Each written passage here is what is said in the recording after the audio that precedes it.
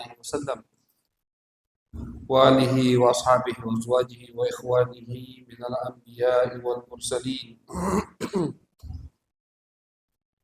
ثم إلى أرواح مشايخنا ولآبائنا وأمهاتنا ولمن له حق علينا خصوصا جامع هذه الأحاديث الإمام الترمذي وشارحها بأن الله يغفر لهم ويرحمهم ويعلي درجاتهم في الجنة وينفعنا بأسرارهم وأنوارهم وعلومهم وبركاتهم في الدين والدنيا والآخرة بسر الفاتحة.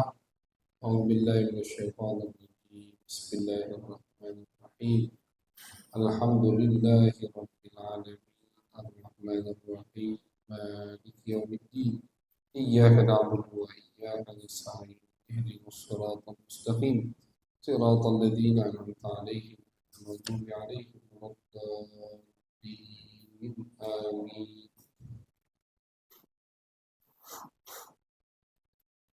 بسم الله الرحمن الرحيم. وبالسند المتصل إلى الإمام الترمذي رحمه الله تعالى ونفعنا به وبعلومه وبعلوم مشايخنا وبعلوم سائر الصالحين في الدارين آمين. إلى أن قال باب ما جاء في شعر رسول الله صلى الله عليه وسلم وبه إليه قال حدثنا علي بن حجر قال أخبرنا إسماعيل بن إبراهيم عن حميد عن أنس بن مالك رضي الله عنه قال كان شعر رسول الله صلى الله عليه وسلم إلى نصف أذنيه.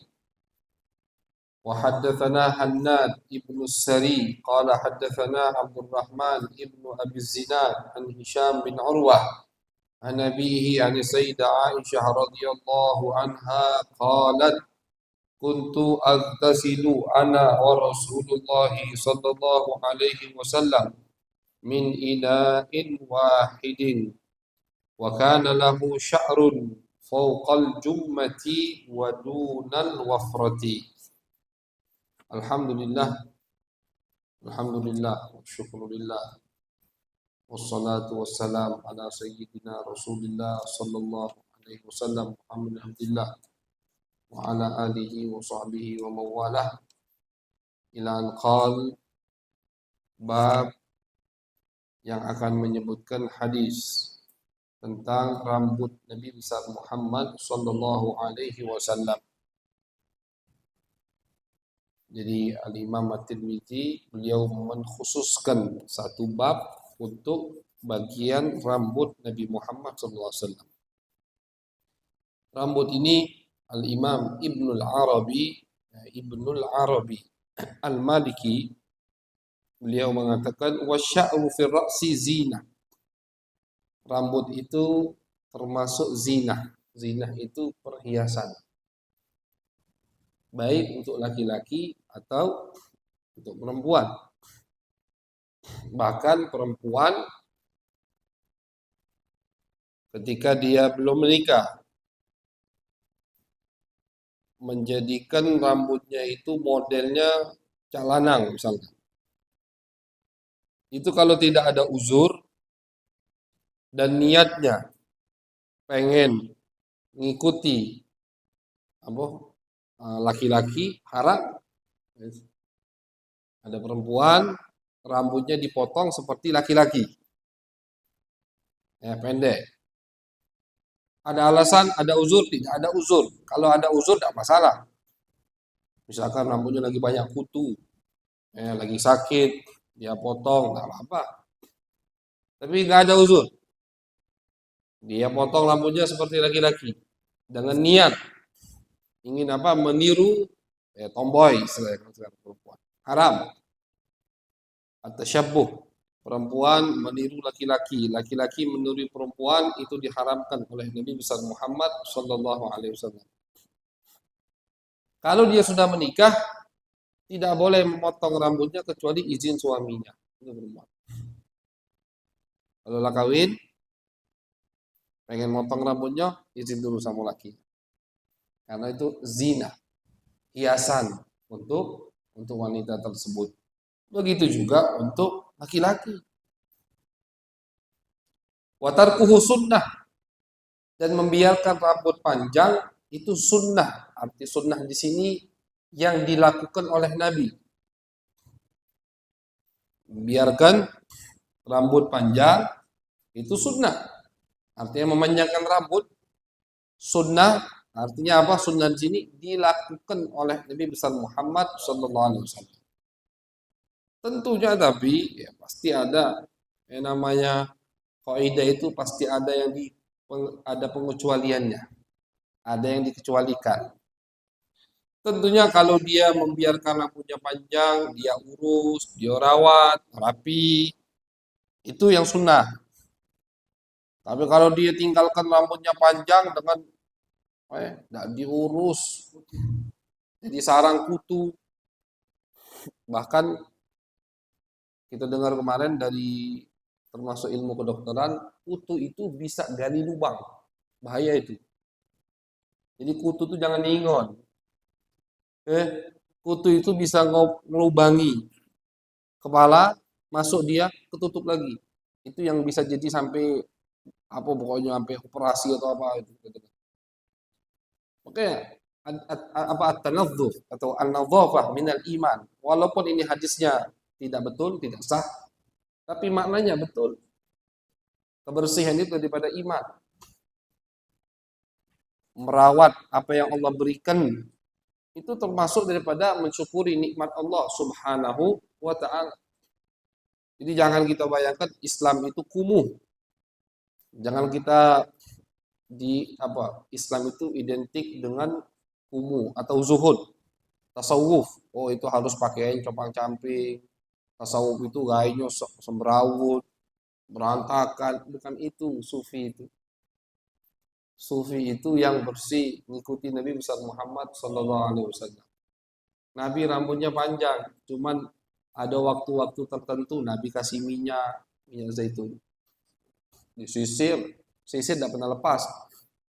Nabi itu kemana-mana selalu bawa kotak. Isi kotak itu siwak, sisir, kacau. Itu kata Anas bin Malik dibawa terus sama Nabi Muhammad. Siwak, padahal beliau tidak perlu untuk mulut beliau wangi. Seperti mulut kita kalau tidak gosok gigi, oh masya Allah. Mulut beliau wangi. Semua yang ada pada Nabi wangi. Cuma Nabi mengajarkan untuk kita. Jadi tidak pernah lepas dari kotak yang Nabi bawa. Kalau kita mungkin tas kecil itu sekarang kita bawa, niatkan mengikuti sunnah Nabi. Isinya apa? Sisir, kaca, Nabi berkaca. Bahkan diriwayatkan pernah beliau itu berkaca di pantulan air. Karena mendadak ada tamu datang, beliau melihat ngelapikan mukanya dari pantulan air. Jadi misalkan dari pantulan HP. Itu kerapian, dan kerapian adalah adat dakbu. Dakbu itu kebiasaan Nabi Muhammad sallallahu alaihi wasallam. Nah, jadi itu udah salah sekali kalau ada orang yang mengkaitkan kumuh tidak rapi dengan zuhud, dengan tasawuf, dengan Islam, itu tidak betul sama sekali. Islam rapi, Nabi Islam bersih, kata Nabi Muhammad, Innallaha jamil yuhibbul jamal. Allah itu indah. Allah itu suka dengan yang indah-indah, yang bersih-bersih. Itu. Kalau mau kita bahas, itu panjang. Yang bagaimana syariat menganjurkan kita untuk berpenampilan yang bersih. Itu panjang saja. Jadi yang dimaksudkan di sini memanjangkan rambut dapat sunnah Nabi kalau kita urus. Dari situ ulama katakan kalau yang tidak baca ngurus rambut sudah berarti jangan dipanjangkan. Aku bisa manjangkan rambut.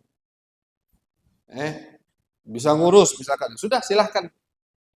Dan tentunya kalau berarti Habib ngapu di pondok pesantren nggak boleh manjangi rambut, beda lagi.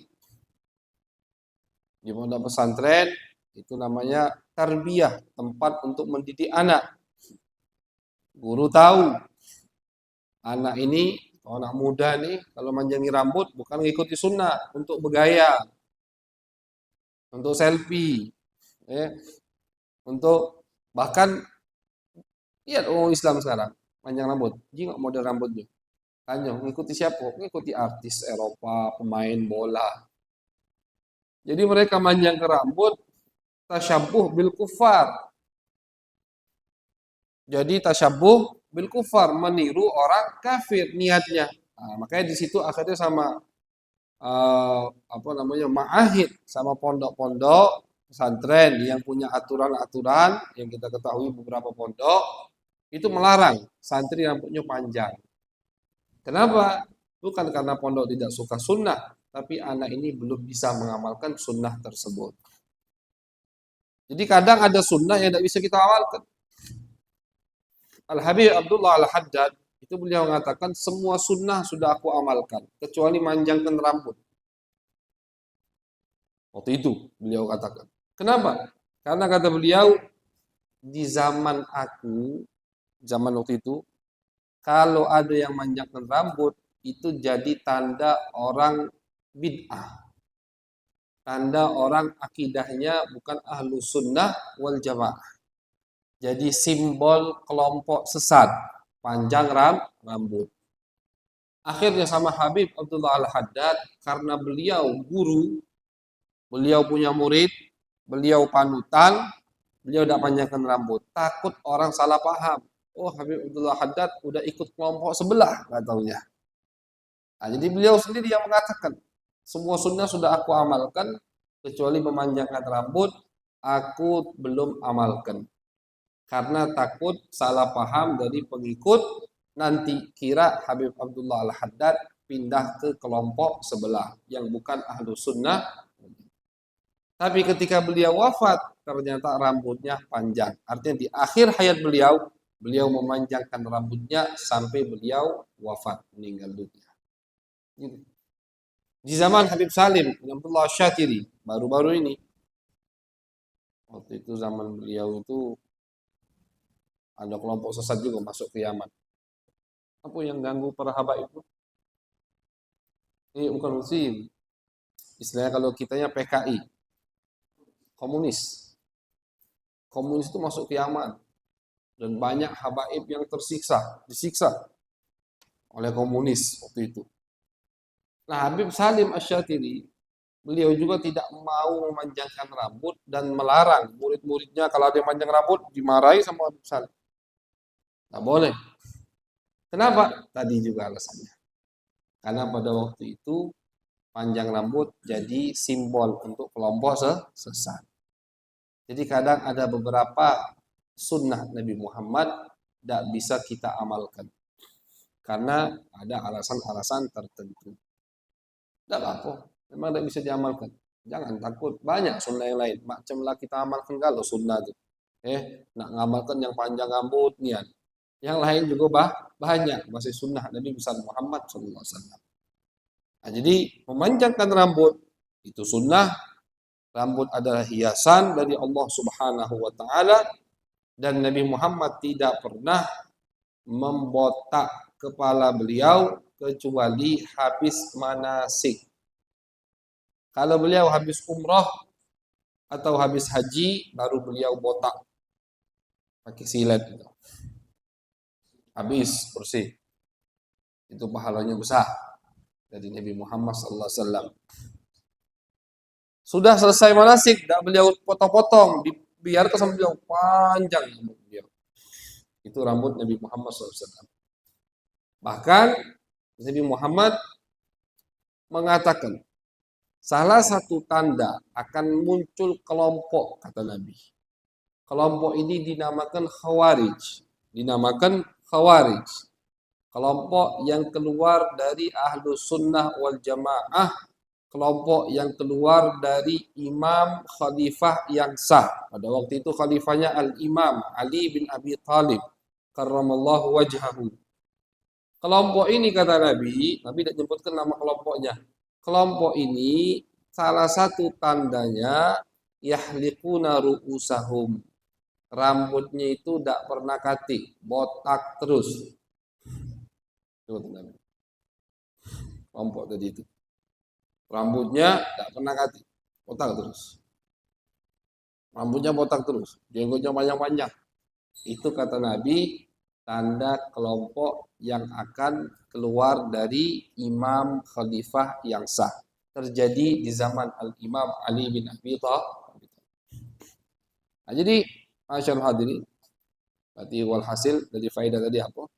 Manjangkan rambut kalau bisa kita jaga, bisa kita urus, sunnah mendapatkan pahala karena itu yang dilakukan oleh Nabi besar Muhammad SAW. Tapi kalau tidak bisa kita urus, lebih baik pendek tapi bersih. Gitu. Itu sunnah Nabi besar Muhammad SAW. Hadis pertama diriwayatkan oleh Anas bin Malik. Beliau berkata, "Kana sya'ru Rasulillah sallallahu alaihi wasallam ila nisfi udhunai." Kata Anas bin Malik, rambut Nabi Muhammad sallallahu alaihi wasallam itu sampai ke tengah kuping beliau. Rambutnya itu panjang. Tadi Nabi tidak pernah potong, habis botak, habis umroh botak, Nabi tinggalkan. Tidak pernah dipotong-potong sama Nabi. Nah, pas Anas melihat rambutnya itu sampai ke semua riwayat, ini kita udah pernah kita sebutkan, semua riwayat dari sahabat Nabi yang mengatakan, yang menyebutkan, meriwayatkan tentang rambut Nabi itu ada 4. Biar kita tidak bingung. Yang pertama botak. Kapan botak? Habis umrah atau haji. Yang kedua, rambut Nabi tadi tidak sampai ke telinga atau sampai ke setengah telinga. Itu pertama. Itu yang kedua. Yang ketiga, turun sampai ke bawah telinga rambut Nabi. Panjangnya itu. Itu yang ketiga. Yang keempat, yang paling panjang sampai mengenai bahu beliau. Kita ulangi. Pertama botak. Yang kedua, sampai ke setengah telinga rambut Nabi. Yang ketiga, sampai ke bawah telinga, artinya melewati batas telinga. Itu yang ketiga. Yang keempat, yang paling panjang, sampai menyentuh bahu beliau. Itu paling panjang. Tidak ada riwayat yang menyebutkan rambut Nabi melebihi bahu Nabi. Yadribu mangkibai, itu paling panjang riwayat rambut Nabi besar Muhammad sallallahu alaihi wasallam. Sahabat riwayatnya beda-beda ya karena mereka meriwayatkan apa yang mereka ingat. Anas bin Malik nengok Nabi, atau yang terakhir beliau lihat Nabi, atau yang beliau ingat dari Nabi, rambutnya sampai sini. Diriwayatkanlah begitu. Hadis berikutnya dari Sayyidah Aisyah. Sayyidah Aisyah radhiyallahu anha qalat, berkata, "Kuntu aghtasilu ana wa Rasulullah sallallahu alaihi wasallam min ina'in wahidin." Kata Sayyidah Aisyah, aku ini pernah mandi sama Nabi bareng. Jadi mandi bareng bersama istri itu termasuk sunnah Nabi besar Muhammad sallallahu alaihi wasallam. Ini menunjukkan apa? Menunjukkan bahwasanya hubungan Nabi dengan wanita itu erat sekali. Kalau kita perhatikan Nabi dari beliau lahir sampai beliau meninggal, itu tidak lepas dari wanita salihah yang ada di sekitar Nabi besar Muhammad sallallahu alaihi wasallam. Dari Nabi lahir, perhatikan ganti-gantian deh. Ibu beliau, Siti Halimah, Suwaibah al-Aslamiyah, Barakah al-Habasyiyah, sampai beliau menikah, Khadijah ganti peran perempuan. Khadijah meninggal, ganti Aisyah, terus. Jadi terus apa? Terus Nabi itu selalu ada ikatan, ada hubungan dengan wanita-wanita yang solihah. Ini menunjukkan apa? Menunjukkan bahwasannya agama Islam agama yang sangat menghormati wanita. Jadi kalau ada perempuan nuntut emansipasi wanita ke agama Islam itu salah. Nuntut agama Islam biar menghargai wanita, salah. Alhamdulillah, umumnya ada kejiwaan lagi, tidak tahu kemana. Yang kemarin buat gaduh itu kan, sampai betina jadi sholatnya di sop depan. Alasannya pengen menghargai wanita. Kebalikan, inti bukan menghargai wanita. Dengan begitu inti menghina wanita. Dan Ketika kamu mengatakan aku menghargai wanita, aku jadikan soft barisan sholatnya di depan, berarti secara tidak langsung dia mengatakan Nabi tidak menghargai wanita. Logikanya kan begitu. Ketika dia ditanya, tidak tahu rahimahullah atau belum. Tidak tahu, meninggal apa hilang, tidak tahu kemana orang itu. Mau di penjara, tidak tahu. Itu dia katakan, aku jadikan barisannya di depan karena menghormati wanita. Berarti mafhumnya, logikanya, kebalikannya. Siapa yang menjadikan barisan wanita di belakang? Nabi. Berarti Nabi tidak menghormati wanita. Gitu. Itu tadi, ngomong tidak dipikir pakai otak. Gitu. Jadi basi ngomong. Na'udzubillah min. Jadi sudahlah. Kalau pengen dikaji Al-Imam Syahid Muhammad Said Ramadan Al-Buti, itu beliau punya satu kitab judulnya Al-Mar'ah. Beliau kupas semua di situ bagaimana agama Al-Mar'ah artinya wanita. Bagaimana Islam, perlakuan Islam, penghormatan Islam terhadap wanita, dan bagaimana agama-agama lain terhadap wanita. Sebenarnya mereka yang tidak menghormati wanita. Yahudi, Nasrani itu tidak menghormati wanita. Mereka jadikan wanita itu, kalau Yahudi, kalau betina lagi haid, itu ditaruhnya di kandang. Bisa. Jadi orang Yahudi itu punya adat, kalau mereka punya rumah suka main di ujung situ dia ada gubuk lagi. Buat siapa itu gubuk? Buat istrinya atau putrinya atau ibunya kalau lagi datang bulan. Tidak boleh serumah tinggal situ. Itu Yahudi. Nasrani kebalikan, katik batasan. Nak lagi metu darah, tidak metu darah, laju. Itu Nasrani. Kotor. Lihat agama Islam datang. Bagaimana Nabi Muhammad SAW. Kata Sayyidah Aisyah, aku lagi haid, tidur bareng Nabi, satu selimut. Nah, tapi, kata Sayyidah Aisyah, Nabi tidak pernah menyentuh bagian pusat sampai lutut. Tidak pernah. Itu diharamkan oleh Allah Subhanahu wa ta'ala. Isna'u kulla syai'in ma fawqal izar, hadisnya. Silakan kalian mau apakan istri kalian ketika lagi datang bulan, kecuali yang di bawah sarung. Artinya dari lutut sampai pusat. Itu haram. Islam. Nabi ketika istri-istrinya lagi haid, mandi bareng. Bahkan ketika beliau lagi i'tikaf di masjid, itu Nabi memasukkan kepalanya ke jendela rumah Siti Aisyah untuk disisir rambutnya mau Siti Aisyah. Kata Siti Aisyah waktu itu aku lagi haid. Bayangkan. Nabi lagi i'tikaf, Siti Aisyah lagi haid, Nabi masukkan kepalanya di jendela, sama Sayyidah Aisyah disisiri rambut Nabi Muhammad sallallahu alaihi wasallam. Islam menghormati. Kalau Yahudi tadi di luar. Kalau Nasrani katanya batasan. Islam di tengah-tengah. Itulah, ini baru satu contoh. Belum kita bahas contoh yang lain. Kalau di zaman jahiliyah, wah lebih serem lagi. Zaman jahiliyah itu wanita dibunuh kalau punya anak, walaupun itu sebagian galau-galau.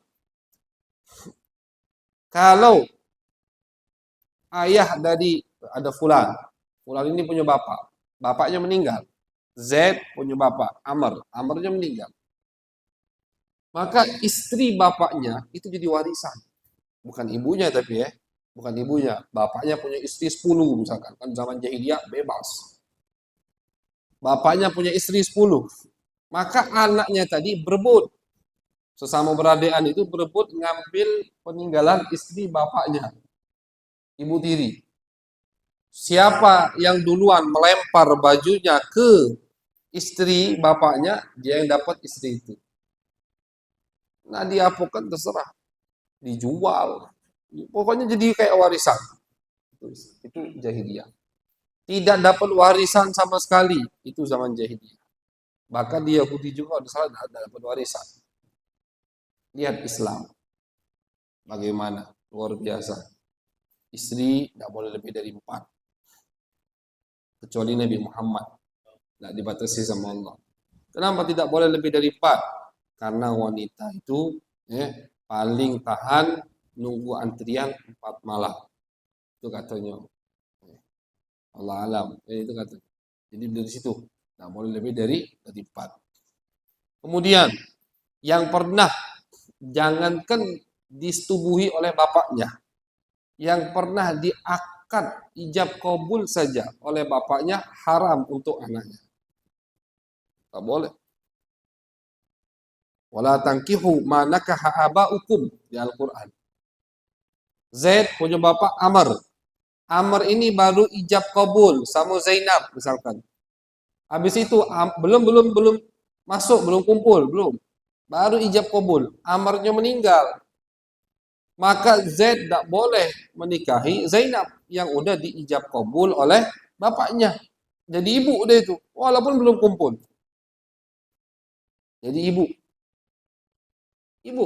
tiri, tapi ibu halal, cium tangan boleh. Itu agama Islam. Jadi luar biasa.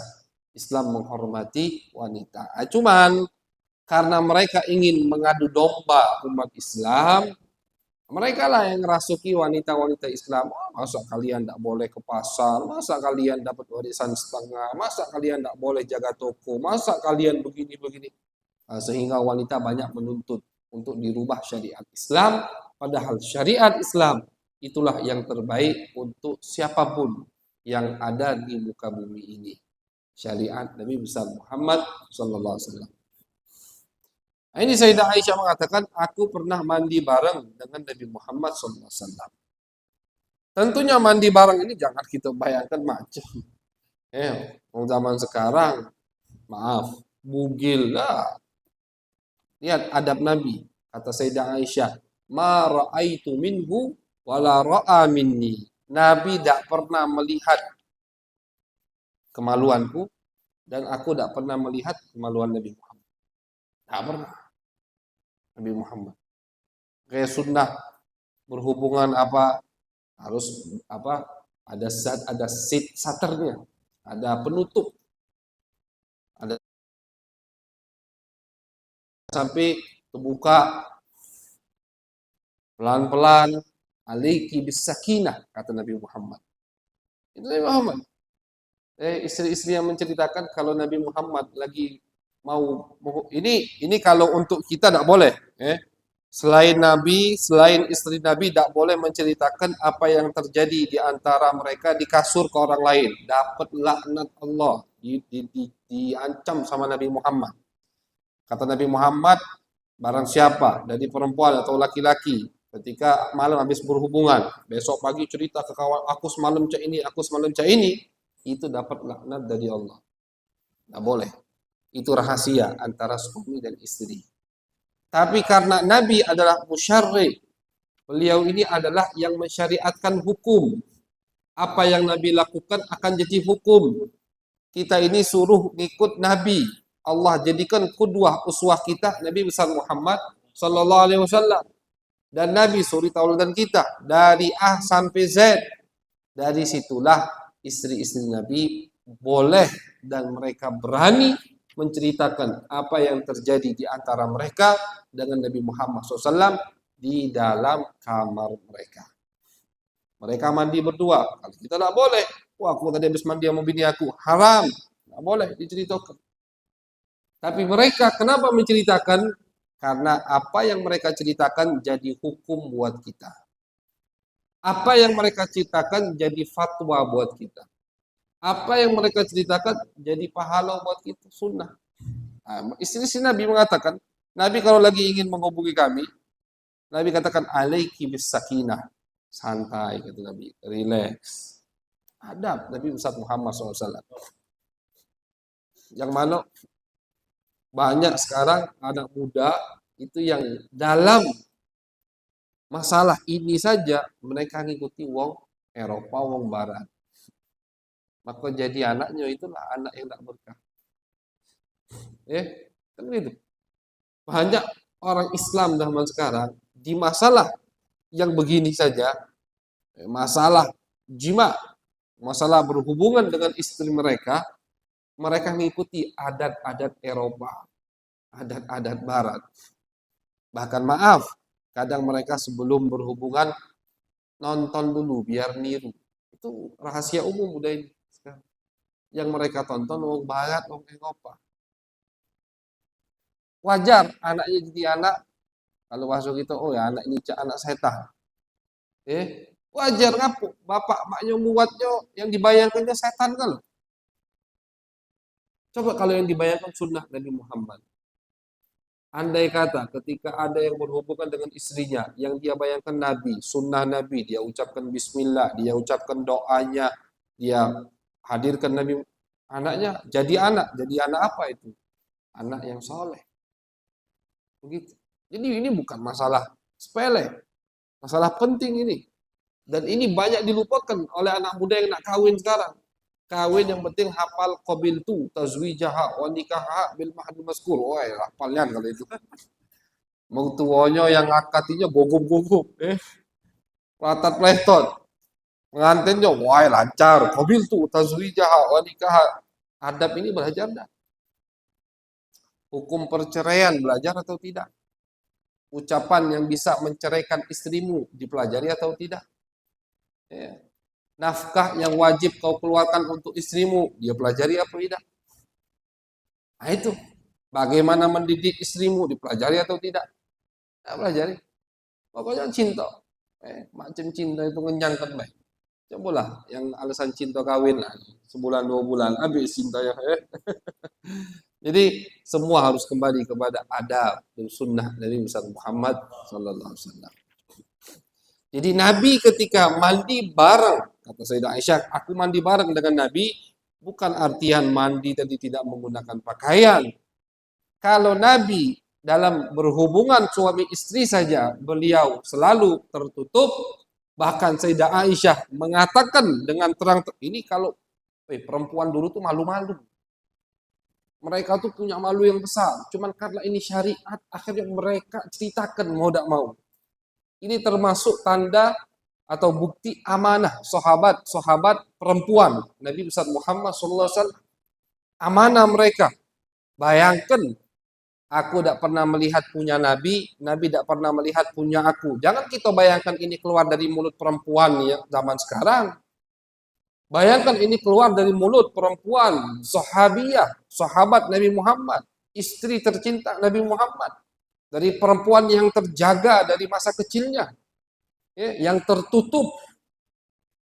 Anak Abu Bakar As-Siddiq, ibunya sahabat, bapaknya sahabat, saudara-saudarinya semua sahabat, bahkan kakek neneknya juga sahabat. 1400 tahun yang lalu, rasa malu masih besar mereka miliki.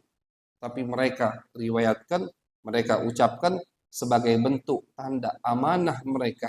Dari apa? Dari dalam menyampaikan syariat Nabi besar Muhammad sallallahu alaihi wasallam.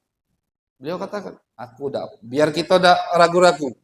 Kata beliau, aku tidak pernah melihat punya Nabi tidak pernah melihat punya aku. Itu kata. Bahkan jangankan punya istri kita, punya kita kalau tidak kata uzur, jangan dipasati itu. Kata gawi. Ali karramallahu wajah. Kenapa Imam Ali dapat julukan mudah-mudahan Allah memuliakan wajahnya? Diriwayatkan salah satunya beliau pertama tidak pernah sujud ke berhala dan beliau tidak pernah melihat kemaluan beliau. Itu Imam Ali karramallahu wajah. Bahkan banyak dari sahabat tabi'in, ulama-ulama terdahulu tidak pernah menyentuh kemaluannya dengan tangan kanan. Jadi kalau kita tidak kepepet, jangan. Tangan kiri kosong, tangan kiri. Pengen kasih apa, pengen obat, ini bisa. Tangan kiri. Tangan kiri, tangan kiri. Tangan kanan, jangan dipakai untuk menyentuh hal-hal yang tidak mulia. Tangan kanan siapkan untuk jabat tangan dengan Nabi Muhammad sallallahu alaihi wasallam. Abul Aliyah, ada seorang tabi'in yang bernama Abul Aliyah, diriwayatkan beliau mengatakan, semenjak aku mendengar adab itu, udah 40 tahun aku tidak pernah menyentuh kemaluanku dengan tangan kananku. Semenjak mendengar adab Nabi besar Muhammad sallallahu alaihi wasallam. Nah, jadi kalau dalam berhubungan saja Nabi tidak pernah terbuka secara 100% dengan lain bugil, apalagi ketika mandi. Dan memang ada adab Nabi ini yang susah kita amalkan. Mandi itu sunnahnya jangan lepas galau. Termasuk sunnah di dalam kamar mandi, ketika mandi pakai celana. Iya, ya, kalau yang amal kerja Masya Allah. Ya. Mandi pakai celana pendek. Begitu Nabi Muhammad SAW. Tidak pernah Nabi itu lepas semua, tidak pernah. Pasti ada selalu yang menutupi bagian-bagian tersebut dari Nabi besar Muhammad SAW. Nah, jadi ketika Sayyidah Aisyah mengatakan aku mandi bareng sama Nabi bukan artinya terbuka. Nah, bukan begitu Nabi Muhammad SAW. Mandi bareng betul, tapi mereka semua tertutup. Sayyidah Aisyah menutupi, Nabi juga menutupi bagian tubuh Nabi besar Muhammad SAW. Wa kana lahu sya'run fawqal jummah wa dunal wafra. Dan Sayyidah Aisyah mengatakan pas lagi mandi, aku melihat rambut Nabi itu tidak sampai ke bahu, cuman melewati telinga Nabi Muhammad. Tadi yang ketiga, melewati telinga, tapi tidak sampai ke bahu Nabi besar Muhammad SAW. Hadis terakhir, hadis dari Abdullah bin Abbas, beliau berkata, anna Rasulullah SAW kana yusdilu sya'rahu wa kana al-musyrikun yafriquna ru'usahum wa kana ahlul kitab yusdiluna ru'usahum wa kana yuhibbu muwafaqata ahlil kitab fima lam yu'mar fihi bi syai' thumma faraqa Rasulullah SAW ra'sahu. Ini cara nyisir Nabi. Jadi sahabat itu saking telitinya mereka, cara nyisir rambut Nabi pun mereka tahu. Kata Abdullah bin Abbas, Nabi itu pertama kali atau di awal-awal masa beliau menjadi Nabi, itu beliau menyisir rambutnya yusdil. Yusdil itu disisir ke belakang. Sisir ke belakang. Musyrik Mekah pada saat itu yafriquna ru'usahum, mereka nyisirnya ke samping, belah tengah istilahnya.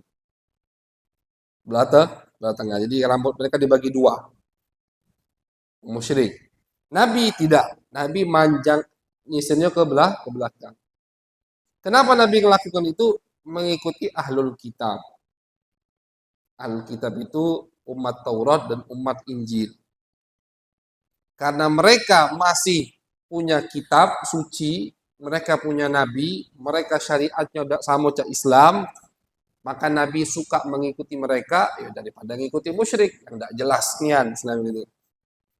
Kalau musyrik tidak punya kitab, mereka nyembah berhala kan begitu. Kalau ahlul kitab mereka mengakui adanya Allah. Mereka iman kepada nabi-nabi mereka. Mereka punya kitab suci. Jadi Nabi di awal masa Islam itu selalu mengikuti ahlul kitab tanpa mengikuti musyrik Mekah. Selagi tidak ada perintah khusus dari Allah. Salah satunya ini. Ahlul kitab, cara nyisir rambutnya disisir ke belakang. Musyrikin Mekah belah dua, belah tengah. Nabi ngikuti ahlul kitab daripada ngikuti musyrik Mekah. Kemudian di akhir hayat beliau sudah ini jadi kita harus ambil pelajaran Nabi itu nyisir rambutnya pun niat dakwah. Nyisir rambutnya itu niatnya dakwah. Kalau Nabi mengikuti musyrik Mekah dalam penampilan, maka tidak sinkron. Nabi membantah. Nabi mengatakan mereka sesat, tapi Nabi mengikuti gaya mereka. Akhirnya, Nabi tidak ikuti gaya mereka, Nabi ikuti gaya umat yang sama dengan umat Islam, punya utusan Allah, punya kitab suci dari Allah, dan mereka menyembah Allah Subhanahu wa Ta'ala. Nabi ikuti mereka. Musyrikin Mekah, Nabi ikuti sama sekali. Kenapa? Biar tegas, ini ajaran aku benar. Kalian itu sesat. Sampai gaya rambut kalian pun tidak aku ikuti. Nah, itu pesan dari Nabi Muhammad. Namun di akhir hayat beliau akhir hayat beliau musyrik dadak adik lagi. Beliau khaliful Yahud kata Nabi. Di situ Nabi baru mengatakan jangan kita samakan ahlul kitab. Sekarang yang harus kita perangi ahlul kitab. Yahudi, Nasrani, musyrikin, habis sudah. Ketika Fathu Mekah berhasil, Mekah direbut sama Nabi, apa kata Nabi? Setan tidak mungkin disembah lagi di Jazirah Arab. Artinya apa? Tidak akan ada lagi penyembah berhala di Jazirah Arab. Dengan bukti, ketika Nabi wafat, yang murtad itu tidak nyembah berhala lagi. Buktinya ini. Nabi wafat kan ada yang murtad. Apa murtadnya mereka? Ada yang ngaku-ngaku Nabi. Nah itu, melo-meloin Nabi Muhammad. Musailamah Kadzdzab, ada Al-Anzi, Tulaihah Al-Anzi, ada perempuan siapa namanya Al-Fakir ngaku jadi Nabi. Tidak, mereka tidak murtad menjadi seperti dulu lagi nyembah berhala itu. Karena Nabi udah ngomong, setan tidak mungkin disembah lagi di Jazirah Arab. Kan kalau berhala itu setan yang disembah. Gitu. Nah, jadi di akhir hayat beliau, musyrikin udah habis, di situ baru beliau, ayo, jangan kita tiru Yahudi dan Nasrani. Mereka tidak mau mengikuti aku, mereka sesat, kata Nabi Muhammad SAW. Di akhir hayat beliau, akhirnya beliau nyisirnya di belah dua, belah tengah, rambut Nabi. Ya, tidak sama dengan ahlul kitab, yang ahlul kitab kalau nyisir rambutnya ke belakang.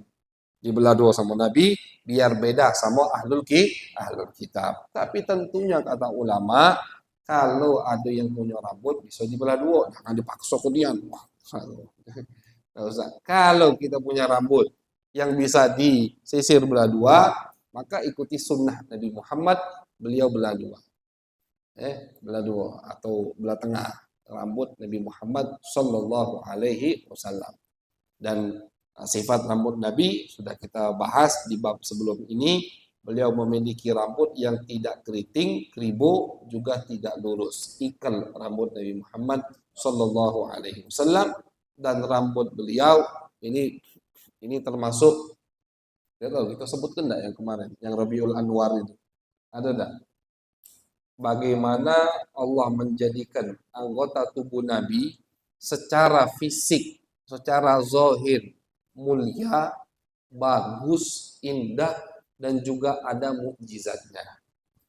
Atau lupa sebutkan apa tidak. Kita kumpulkan kemarin di bulan Maulid, editan tulisan kita share dalam perangkat dalam istilahnya munasabah untuk memperingati Maulid Nabi Muhammad. Rambut Nabi juga begitu. Rambut Nabi indah, rambut Nabi luar biasa, cantik. Rambut Nabi tidak keribu, juga tidak lurus. Itulah rambut yang paling bagus. Ikal. Ini sifat fisiknya atau sifat zahirnya. Mukjizatnya banyak, mukjizat rambut Nabi. Salah satu mukjizat rambut Nabi di zaman Khalid bin Walid, ketika beliau mau merebut negeri Syam, itu besok bakal perang. Khalid bin Walid di malam hari merintahkan semua pasukannya untuk mencari topi perangnya. Kata Khalid, aku dah galak perang besok kecuali kamu temukan topi perang aku. Kata Khalid bin Walid. Akhirnya pasukannya nyari, ketemu. Ya Allah, pas ketemu topi tadi labur. Bukan topi yang bagus dari perak, bukan. Udah kusang, udah. Oh, mau Khalid bin Walid dicium-cium topi tadi. Kenapa wahai Panglima Khalid, sahabat Nabi? Topinya biasa, topi perang ini. Kenapa Anda begitunya sampai kami suruh nyari dan tidak mau perang kecuali pakai topi ini? Sama Khalid dibuka topi itu, dikeluarkan beberapa helai rambut Nabi Muhammad SAW. Kata Khalid bin Walid, tidak pernah aku masuk ke peperangan kecuali aku menang berkat rambut Nabi Muhammad SAW. Jadi banyak. Itu kemarin alhamdulillah sempat kita kumpulkan. Banyak dari anggota tubuh Nabi, selain anggota tubuh Nabi tadi mulia, sempurna fisiknya, jasmaninya, juga di situ ada mukjizat dari Allah Subhanahu wa taala.